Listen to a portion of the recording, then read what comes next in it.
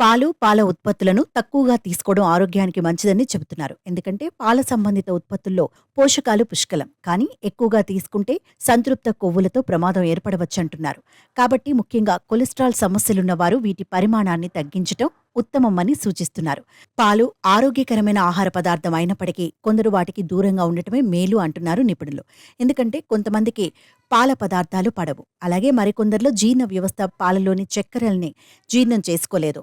ముఖ్యంగా lactose intolerance సమస్యతో బాధపడేవారు పాలు, పాల పదార్థాలకు దూరంగా ఉండటం మంచిది అంటున్నారు. అలాంటి వారు పాలకు బదులుగా రోజువారీ ఆహారంలో కాల్షియం ఎక్కువగా ఉండే ఇతర కూరగాయలు తీసుకోవచ్చని చెబుతున్నారు.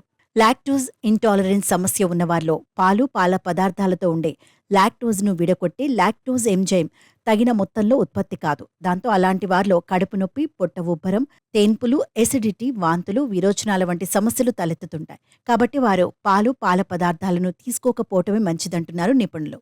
అంతేకాకుండా మరికొందరికి ఎప్పుడైనా పాలు పదార్థాలతో ఎలర్జీ రావచ్చు.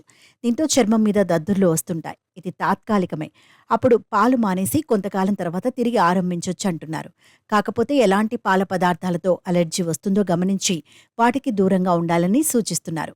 2017లో అలిమెంటరీ ఫార్మకాలజీ అండ్ థెరపెటిక్స్ అనే జర్నల్లో ప్రచురితమైన ఒక నివేదిక ప్రకారం లాక్టోస్ అలెర్జీ ఉన్నవారు పాలు, పాల పదార్థాలను తీసుకోకపోవటం వల్ల వారి జీర్ణక్రియ మెరుగుపడినట్లు కనుగొన్నారు. ఈ పరిశోధనలో జర్మనీలోని డ్రెస్డెన్లోని యూనివర్సిటీ హాస్పిటల్ కార్ల్ గుస్తావ్ కార్లింగ్కు senior research physician doctor Christina Stefan పాల్గొన్నారు. లాక్టోస్ అలర్జీ ఉన్నవారు పాల పదార్థాలకు దూరంగా ఉండటం వల్ల జీర్ణ సమస్యల బారిన పడకుండా ఉండొచ్చని ఆయన పేర్కొన్నారు. శరీరానికి కాల్షియం అందాలంటే పాల ఉత్పత్తులు పడనివారు వాటికి బదులుగా రాగులను నానబెట్టి రుబ్బి తీసిన పాలు, రాగి పిండితో చేసిన జావా, రాగి మాల్ట్, ఓట్ మిల్క్, సోయా పాలు వంటివి తీసుకోవచ్చంటున్నారు. అలాగే రోజువారీ ఆహారంలో కాల్షియం ఎక్కువగా ఉండే ఆకుకూరలు, చేపలు, బోన్ సూప్ వంటివి తీసుకున్నా సరిపోతుందని చెబుతున్నారు.